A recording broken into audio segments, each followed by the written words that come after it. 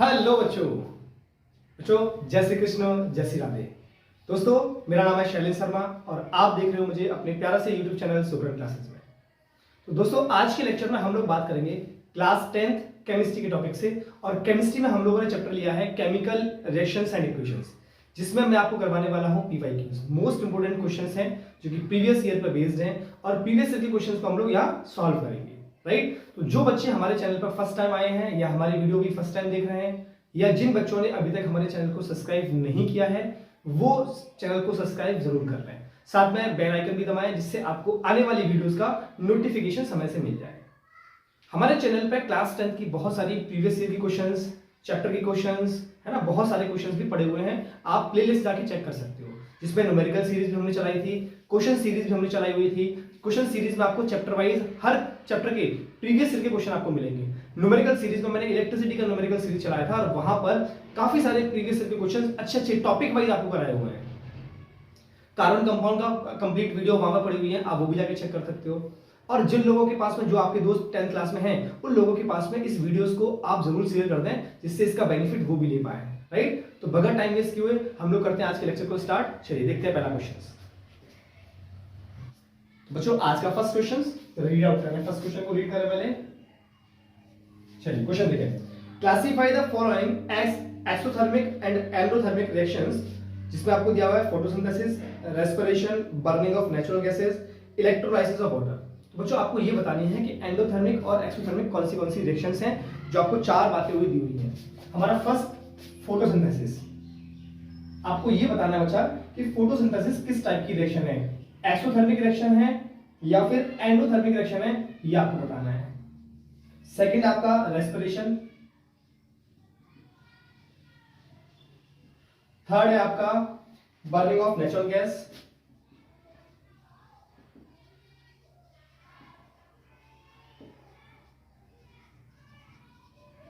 और नेक्स्ट है आपका इलेक्ट्रोलाइसिस ऑफ वाटर।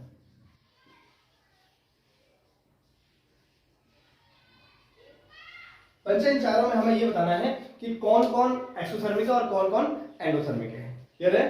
तो पहले आप खुद से एक बार ट्राई करें क्वेश्चन को और मुझे कमेंट बॉक्स में कमेंट करें कि फोटोसिंथेसिस एक्सोथर्मिक है या फिर एंडोथर्मिक है। Same way respiration, same way burning of natural gas और इलेक्ट्रोलाइसिस ऑफ वाटर। बच्चों, एक्सोथर्मिक रिएक्शंस वो होती है जहां हमें हीट मिलती है और एंडोथर्मिक रिएक्शंस वो होती है जहां हम हीट देते हैं। मतलब जहां हीट का एब्जॉर्प्शन होगा वो एंडोथर्मिक है और जहां हीट रिलीज होगी वो आपकी एक्सोथर्मिक है। तो बच्चों, फोटोसिंथेसिस की बात करें सबसे फर्स्ट, तो जो फोटोसिंथेसिस है बच्चों, फोटोसिंथेसिस होने के लिए हमें सनलाइट की जरूरत पड़ती है। तो इसका मतलब हमें हीट देनी पड़ती है। तो हीट देनी पड़ती है, तो जिस रिएक्शन में हीट देनी पड़ती है उसको बोलते हैं एंडोथर्मिक। तो जो फोटोसिंथेसिस है वो एंडोथर्मिक रिएक्शन है। कैसी रिएक्शन है? Endothermic reaction. तो जो रेस्पिरेशन की बात करें, रेस्पिरेशन में हीट रिलीज होती है। रेस्पिरेशन में क्या होता है? हीट रिलीज होती है। सो it is an exothermic reaction. Exothermic reaction.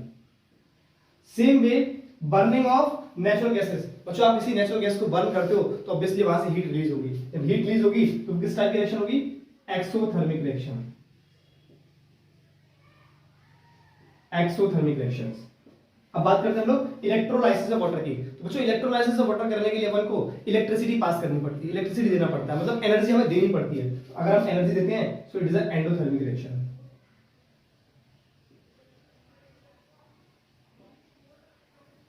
Question clear हुआ? फोटोसिंथेसिस एंडोथर्मिक रिएक्शन है, रेस्पिरेशन एक्सोथर्मिक है, burning of natural gas exothermic है, electrolysis of water endothermic reaction है। क्लियर हुआ? नेक्स्ट क्वेश्चन की बात करते हैं। पहले आप इसको नोट डाउन कर लो। तो बच्चों, क्वेश्चन नंबर सेकंड देखें आप। क्वेश्चन नंबर सेकंड क्या बोल रहा है? On adding dilute HCl to copper oxide powder the solution formed is blue green. Predict the new compound which imparts a blue green colour to the solution. बच्चों, question ने ये बोला है कि अगर हमने डाइल्यूट HCl को कॉपर ऑक्साइड में ऐड किया तो कॉपर ऑक्साइड में ऐड करने के बाद में हमारे पास एक नया कंपाउंड बनता है और वो जो नया कंपाउंड है उसका जो कलर है it is a blue green colour. तो वो कंपाउंड क्या है उसके बारे में आपको रिएक्शन लिखनी है, उसके बारे में आपको प्रेडिक्ट करना है, दैट इज रिएक्शन लिखनी है कि वो जो ग्रीन कलर का कंपाउंड है, ब्लू ग्रीन कलर का कंपाउंड, वो कौन सा होगा। तो जरा चेक करें क्वेश्चन नंबर 2 क्या बोला बच्चों ने। इन्होंने बोला है कि कॉपर ऑक्साइड में आपने HCl को ऐड किया है, CuO plus HCl। तो नया कंपाउंड बच्चा क्या मिलेगा? राइट। अब रिएक्शन कैसे परफॉर्म हो रही है आप उसको समझें, हमें यहाँ पे जो प्रोडक्ट मिलने वाला है वो किस तरह से बनेगा आप उसकी मैकेनिज्म को समझें। बच्चे यहाँ पे जो CO है ना वो +2 की फॉर्मेट में है और ऑक्सीजन -2 की फॉर्मेट में है, मतलब ये प्लस ये माइनस। सेम वे HCl की बात करो तो H प्लस में है, Cl माइनस में है। तो बच्चे माइनस वाला प्लस वाले के पास जाएगा और ये प्लस वाला माइनस वाले के पास आ जाएगा। बात क्लियर हुई? मतलब यहां मुझे क्या मिल जाएगा, यहां जो Cu+2 है ये Cl माइनस के साथ जाएगा और Cu+2 अगर Cl माइनस के साथ जाएगा, अगर ये Cu+2 Cl माइनस के साथ जाएगा तो बच्चा यहां पर CuCl2 नाम का कंपाउंड फॉर्म होगा। क्या फॉर्म होगा? CuCl2। और ये H और O के साथ जाएगा तो बच्चा यहां पर H2 फॉर्म होगा। क्या फॉर्म होगा? H2। तो बच्चा यहां पे हमें क्या मिलने वाला है, यहां मिलने वाला है CuO प्लस HCl अगर ऐड किया तो यहां मिलेगा अपन को CuCl2 और साथ में H2, साथ में H2। बात क्लियर हुई? अब इसको बैलेंस कर दो, यहां पे 2 हाइड्रोजन है, यहां पे 2 Cl है, तो आप 2 का मल्टीप्लाई यहां कर दो, मतलब हमें ये रिएक्शन मिल जाएगी। कॉपर ऑक्साइड को अगर हमने डाइल्यूट HCl के साथ में ऐड किया तो हमें CuCl2 और साथ में H2 मिल जाएगा। ये वाला जो कंपाउंड है इसका कलर होगा ब्लू ग्रीन कलर। क्वेश्चन समझ आ गया? नोट डाउन करें। अच्छा, क्वेश्चन नंबर 3 क्वेश्चन पढ़ते हैं।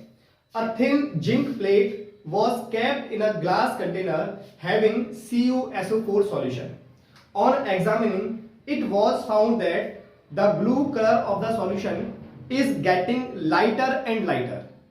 After a few days, when the zinc plate was taken out of the solution, a number of small holes were noticed in it.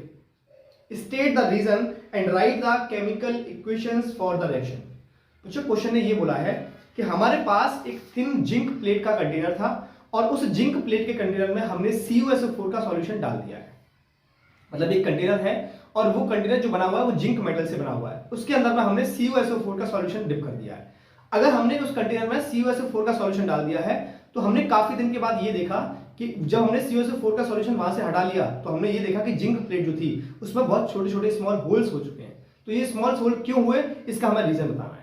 तो बच्चा जरा check करो, अगर हमने जिंक प्लेट में, जिंक मेटल में CuSO4 सॉल्यूशन को डाल दिया, तो जरा चेक करें यहां पर जो Zn है, Zn की जो रिएक्टिविटी है वो कॉपर से ज्यादा है। मतलब मैं बात करूं यहां पर Zn is more reactive than copper.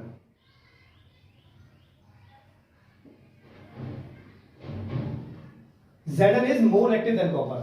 तो यहां पे क्या होगा, यहां पर डिस्प्लेसमेंट रिएक्शन अकर होगी। क्या होगा यहां पर? डिस्प्लेसमेंट रिएक्शन होगी। Displacement reaction occurs. अगर डिस्प्लेसमेंट रिएक्शन होगा तो यहां पर Zn क्या करेगा, कॉपर को डिस्प्लेस करेगा और खुद Cu की प्लेस पे चला जाएगा। मतलब यहां बन जाएगा ZnSO4 का सॉल्यूशन और यहां से कॉपर बाहर आ जाएगा। इसका मतलब जो हमारे पास CuSO4 का सॉल्यूशन था जिसका ब्लू कलर था वो ब्लू कलर फेड होता जाएगा। इसका जो ब्लू कलर था ZnSO4 जब ये बन जाएगा तो इसका जो कलर है वो फेड हो जाएगा, लाइट हो जाएगा और यहां से Zn ने Cu को डिस्प्लेस कर दिया। इसी वजह से यहां पर डिस्प्लेसमेंट रिएक्शन अकर होगी और जब डिस्प्लेसमेंट रिएक्शन अकर हो जाएगी वहां पर, तो इसी वजह से जो एल्युमिनियम की जो जिंक की प्लेट है उस जिंक की प्लेट में अपन को स्मॉल होल्स दिखने लगेंगे। क्लियर हुआ बात? इसका रिजल्ट क्या होगा कि हमें स्मॉल होल्स दिखने लगते हैं। रीजन समझ आ गया? क्यों होगा? क्योंकि Zn मोर रिएक्टिव है कॉपर से, तो वो क्या करेगा, उसको डिस्प्लेस कर देगा। बात समझ आ गई? नोट करें। अच्छा, नेक्स्ट क्वेश्चन नंबर 4 देखें। अच्छा क्वेश्चन है, बोला है state the kind of chemical reactions in the following samples. First है digestion of food in stomach, second है combination of coal in air. Question ने बोला है बच्चा जो आपको 2 स्टेटमेंट दिए हैं, इन 2 स्टेट में कौन सी मतलब किस किस टाइप की रिएक्शन परफॉर्म हो रही है, तो आप समझे। क्वेश्चन नंबर 4 है हमारे पास, इसमें फर्स्ट स्टेटमेंट जो दिया है it's the digestion of food in stomach, right. Digestion of food in stomach, digestion of food in stomach. और सेकंड अपने पास combination of coal in air, combination of coal in air.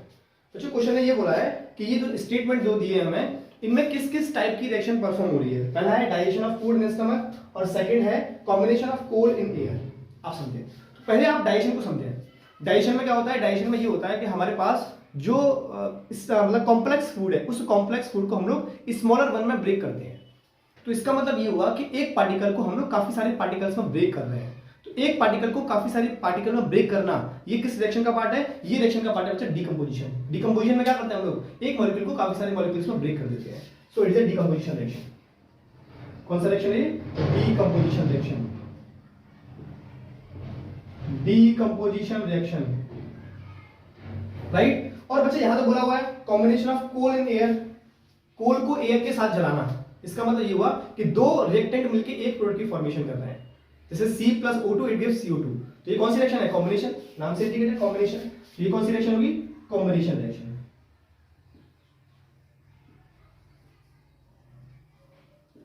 Combination reaction. बात clear हुई? अब इसी में अगर हम लोग क्वेश्चन नंबर 5 देखें, नेक्स्ट क्वेश्चन नंबर 5, ये बात करते थे क्वेश्चन नंबर 5। देखिए आप, क्वेश्चन ने क्या बोला है? When hydrogen gas burns in presence of oxygen, water is formed, and when water is electrolyzed, then hydrogen and oxygen gases are produced. State the kind of reaction that take place. पहला बोला बच्चा कि अगर हम hydrogen gas को burn करें oxygen के साथ में, समझो। फर्स्ट, अगर हम हाइड्रोजन गैस को, फर्स्ट केस क्या बोला? अगर हम हाइड्रोजन गैस को बर्न करें ऑक्सीजन गैस के साथ में, तो अपन को क्या मिलता है? Water molecule 2H2, right. तो ये किस टाइप की रिएक्शन है? ये किस टाइप की रिएक्शन है ये पूछा है। सेकंड बात करें, सेकंड में क्या बोला है कि व्हेन वाटर इज इलेक्ट्रोलाइजेज, अगर हमने वाटर लिया H2O और इसमें बच्चा इलेक्ट्रिसिटी पास कर दी, क्या पास कर दी?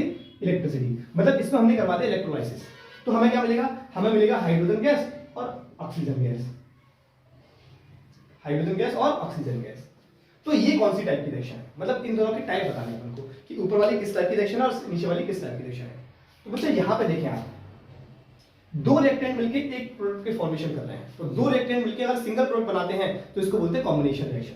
तो ये किस टाइप की रिएक्शन है? Combination reaction, combination reaction.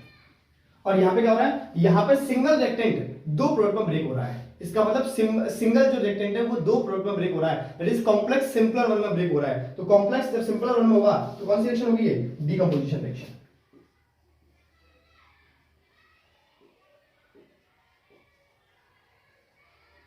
It is a decomposition reaction.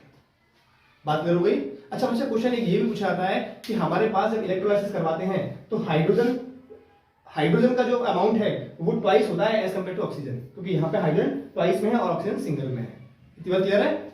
अब एक बार इसको नोट करें, इसका स्क्रीनशॉट लें, फिर आते हैं हम लोग क्वेश्चन नंबर 6 पर। अच्छा नेक्स्ट क्वेश्चन नंबर 6 देखिए। क्वेश्चन नंबर 6 ने क्या बोला है? State what happens when zinc ग्रैन्युल्स heated with sodium hydroxide solution.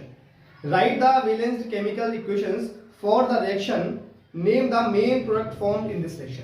अच्छा, उन्होंने बोला है कि हमारे पास एक सोडियम हाइड्रोक्साइड सॉल्यूशन है और सोडियम हाइड्रोक्साइड सॉल्यूशन को अपन जिंक ग्रैन्युलर के साथ में रिएक्ट कराते हैं, तो क्या होगा और वहां पे मेन प्रोडक्ट हमें क्या मिलेगा, राइट। और उसकी रिएक्शन लिखनी है balanced chemical equations. Question number 6 बच्चा अपने पास कौन है? अपने पास है सोडियम हाइड्रोक्साइड और दूसरा है जिंक ग्रैन्युल्स, राइट। हमारे पास है सोडियम हाइड्रोक्साइड का सॉल्यूशन और दूसरा है जिंक ग्रैन्युल्स। तो बच्चा अगर हमने सोडियम हाइड्रोक्साइड की रिएक्शन जिंक के साथ में करवाई, दैट इज हीट किया, अगर हमने सोडियम को जिंक के साथ में हीट किया तो बच्चा यहां क्या मिलता है अपन को? यहां मिलता है सोडियम जिंकेट, Na2ZnO2। इसको बोलते हैं बच्चा हम लोग सोडियम जिंकेट। क्या बोलते हैं इसको? Sodium zincate.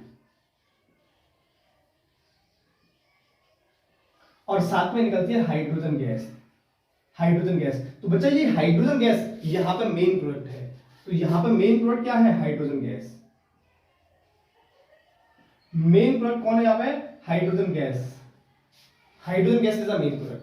तो अगर आपने सोडियम हाइड्रोक्साइड को जिंक के साथ में रिएक्ट करवाया, मतलब हीट कर दिया, तो क्या मिलेगा अपन को? सोडियम जिंकेट और साथ में मिलेगी हाइड्रोजन गैस। अब करते हैं इसको बैलेंस। देखो सोडियम दो पार्ट में है, तो आप यहाँ पे 2 का मल्टीप्लाई करें, रिएक्शन मिलेगा। क्लियर है? आप इसे नोट करें। नेक्स्ट क्वेश्चन पे आते हैं। फिर क्वेश्चन नंबर 7 देखें। List 4 observations that help us to determine whether a chemical reaction has taken place। Question बच्चा अच्छा है। क्वेश्चन ने ये बोला है कि आप कोई भी 4 ऑब्जर्वेशन लिखो जो हमें ये बता पाए कि हाँ वहां पर केमिकल रिएक्शन हुई है। हमें 4 ऑब्जर्वेशन वो लिख के बताओ जहां पे हम लोग ये आइडेंटिफाई कर पाए कि हाँ वहां केमिकल रिएक्शन हुई है। तो जो केमिकल रिएक्शन होने के लिए हमें कुछ ऑब्जर्वेशन मिलते हैं।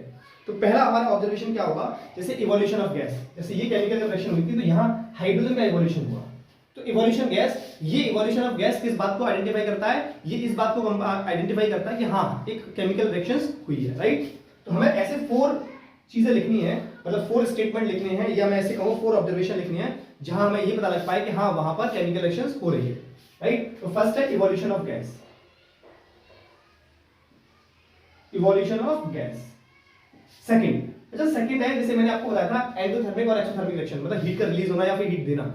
तो हम ये भी कह सकते हैं कि चेंज इन टेम्परेचर, क्योंकि जब टेम्परेचर चेंज होगा तो हमें कंफर्म हो जाएगा कि हाँ वहां पर भी रिएक्शन हुई है,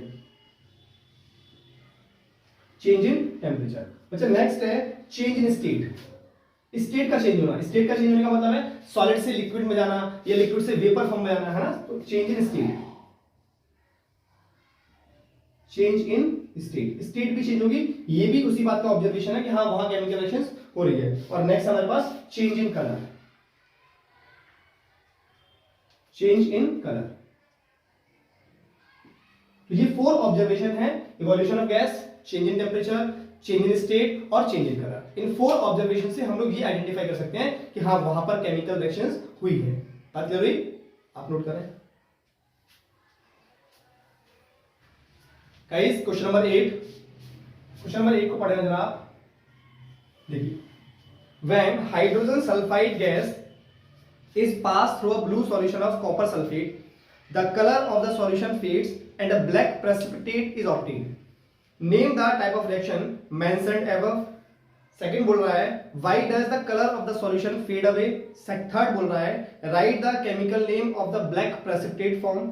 और लास्ट है give the balanced chemical equations for the reaction involved. बच्चों इन्होंने क्या बोला है, इन्होंने बोला है कि हाइड्रोजन सल्फाइड गैस को अगर हमने पास किया CuSO4 सॉल्यूशन से, कॉपर सल्फेट सॉल्यूशन से पास किया है, तो कॉपर सल्फेट जो ब्लू कलर का सॉल्यूशन था वो फेड हो गया और उसके रिएक्शंस होने की वजह से ब्लैक कलर का एक कंपाउंड मिल गया। तो वो ब्लैक कलर का कंपाउंड क्या है और इसका जो ब्लू कलर का सॉल्यूशन था वो फेड क्यों हुआ, जरा चेक करें। पहले हम लोग सबसे पहले हम लोग डी पार्ट की बात करते हैं जिसमें अपन को केमिकल रिएक्शन लिखने को बोला है। तो हम केमिकल रिएक्शन लिखते हैं और उसके बाद में सारे पार्ट के आंसर देंगे। तो हमने बोला है कि हाइड्रोजन सल्फाइड जो गैस थी, हाइड्रोजन सल्फाइड गैस, इसको बच्चा पास किया है CuSO4 सॉल्यूशन से। This is hydrogen sulphide and this is copper sulphate जो कि ब्लू कलर का सॉल्यूशन है। जब हमने हाइड्रोजन सल्फाइड गैस को पास किया कॉपर सल्फेट सॉल्यूशन से, तो बच्चा यहां पर डबल डिस्प्लेसमेंट होगा। क्या होगा? Double displacement. यहां से कॉपर डिस्प्लेस होगा और यहां से सल्फर डिस्प्लेस होगा और यहां बन जाएगा CuS जो कि ब्लैक प्रेसिपिटेट होगा और साथ में H2SO4 का सॉल्यूशन बाहर चला जाएगा। H2SO4 का सॉल्यूशन बाहर चला जाएगा। बात हो रही? तो ये क्या था बच्चा अपने पास? Hydrogen sulphide, hydrogen sulphide. और ये क्या बच्चा अपने पास? Copper sulphate, copper sulphate. और बच्चा ये क्या बन गया अपने पास? इट्स अ कॉपर सल्फाइड जो कि ब्लैक कलर का सॉल्यूशन है। कॉपर सल्फाइड जो कैसा है? ब्लैक कलर का प्रेसिपिटेट फॉर्म हो चुका है। और ये अपने पास क्या बन गया बच्चा? H2SO4, क्या बोलते हैं इसको हम लोग? Sulphuric acid, sulphuric acid, right. और ये कलरलेस होगा। कैसा होगा ये? कलरलेस। अब देते हैं हम सारे पार्ट्स के आंसर। अब देखिए फर्स्ट पार्ट में क्या बोला है? फर्स्ट पार्ट में बोला है name the type of reaction mentioned above. ये किस टाइप की रिएक्शंस है? तो फर्स्ट बात की बात करें तो ये है double displacement reaction, double displacement reaction. आपको रिएक्शन देखके समझ आ रहा होगा कि ये डबल डिस्प्लेसमेंट रिएक्शन क्यों है, राइट। यहां से कॉपर डिस्प्लेस हुआ है, यहां से S डिस्प्लेस हुआ है, इसी वजह से डबल डिस्प्लेसमेंट रिएक्शन है। Second part, why does the colour of the solution fade away. इस सॉल्यूशन का जो कलर था, जो हमारे पास कॉपर सल्फेट का सॉल्यूशन है, इसका जो कलर है वो फेड अवे क्यों हो गया? Because due to the formation of colourless solution of sulphuric acid, due to the formation of colourless solution of sulphuric acid, solution of H2SO4। इसी वजह से इसका जो कलर है वो फेड हो गया, राइट। नेक्स्ट पार्ट क्या है? Right the chemical name of the black precipitate form. जो अपना ब्लैक प्रेसिपिटेट फॉर्म हुआ है उसका नाम क्या है, केमिकल नेम, तो इट इज कॉपर सल्फाइड। क्या नाम है इसका, copper sulphide, that is CuS, ये फॉर्म हुआ है। और डी पार्ट मतलब क्या बोल रहा है, give the balanced chemical equations for the reaction involve. तो आपके सामने बैलेंस्ड केमिकल इक्वेशंस है, राइट, आपके सामने बैलेंस्ड केमिकल इक्वेशंस है। एक बार देखें रिएक्शन को, समझ आएगा आपको, रिएक्शंस क्लियर हुआ, नोट करें इससे पहले आप बच्चों। क्वेश्चन नंबर 9 अच्छा क्वेश्चन है, 2020 के बोर्ड एग्जाम में पूछा गया है। क्वेश्चन देखें, 1 gram of copper powder was taken in a china disc and heated. What changes takes place on heating?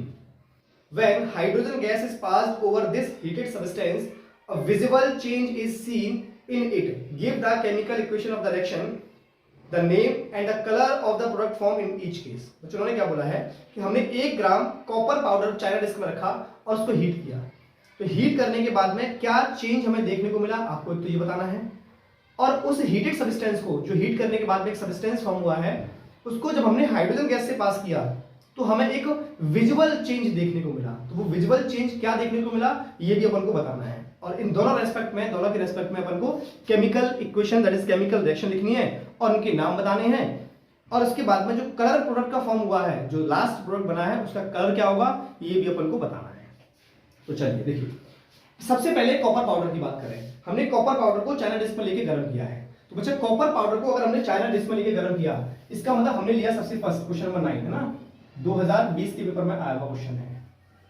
तो बच्चा अपन ने कॉपर पाउडर लिया और चाइना डिस्क में इसको हमने हीट किया है। तो हीट करने का मतलब है बच्चा, इसकी रिएक्शन हमने कराई ऑक्सीजन के साथ में, इसके साथ में ऑक्सीजन के साथ में, तो Cu+O2, और हमने इसको हीट किया है। तो हीट किया है तो बच्चा यहाँ क्या बनेगा, यहाँ बन जाएगा CuO, ये O2 है, तो यहाँ पे ट्वाइस का मल्टीप्लाई करोगे तो यहाँ पे ट्वाइस का मल्टीप्लाई करना पड़ेगा बैलेंसिंग के लिए। तो बच्चा ये क्या बन गया, copper second oxide, copper second oxide, right, या फिर इसी को बोलते हैं क्यूप्रिक ऑक्साइड। क्यूप्रिक ऑक्साइड जो कि एक ब्लैक कलर का सब्सटेंस है। कैसा है, ब्लैक कलर का सब्सटेंस यहाँ पे फॉर्म होगा। अब इस ब्लैक कलर के सब्सटेंस को, that is copper second oxide को, हमने बच्चा पास किया हाइड्रोजन गैस से। किससे पास किया, हाइड्रोजन गैस के साथ में हमने फिर से हीट कर दिया।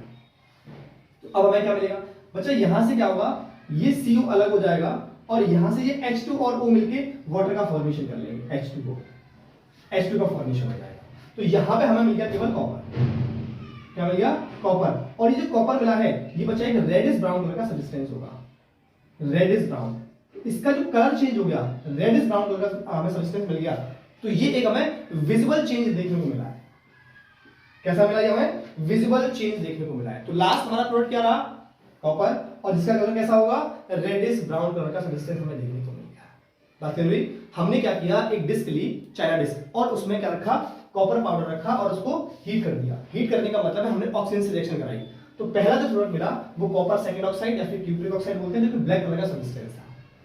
फिर हमने कॉपर ऑक्साइड को हाइड्रोजन गैस के साथ में हीट किया, तो हमें कॉपर और वाटर की फॉर्मेशन मिली। तो लास्ट प्रोडक्ट हमारा कॉपर मिला, जो कैसा कलर का होगा, रेडिश ब्राउन कलर का। इसका मतलब कलर का चेंज हो गया, चेंज कलर हुआ, तो यहां में विजिबल, जो विजिबिलिटी थी, मतलब जो चेंज देखने को मिला वो विजिबल मिला। यहां ब्लैक कलर था और ये रेडिश ब्राउन कलर मिल गया, तो विजुअल चेंज देखने को मिला। और दोनों रिएक्शन आपके सामने है। क्वेश्चन क्लियर है, आप नोट करें। तो दोस्तों आई होप कि आपने आज के लेक्चर को अच्छे एंजॉय किया होगा, आपको अच्छे क्वेश्चन देखने को मिले आज के लेक्चर में। ऐसे ही उम्मीद करते हैं आप ऐसे ही हर लेक्चर को एंजॉय करें। और अभी तक आपने अगर हमारे चैनल को सब्सक्राइब नहीं किया है तो चैनल को सब्सक्राइब करें और अपने सारे फ्रेंड्स को इस वीडियो लेक्चर को शेयर कर दें, राइट। मिलते हैं ऐसे ही बेहतरीन कंसेप्ट और बेहतरीन क्वेश्चन के साथ में नेक्स्ट वीडियो में। टिल देन, जय श्री कृष्ण, जय श्री राधे।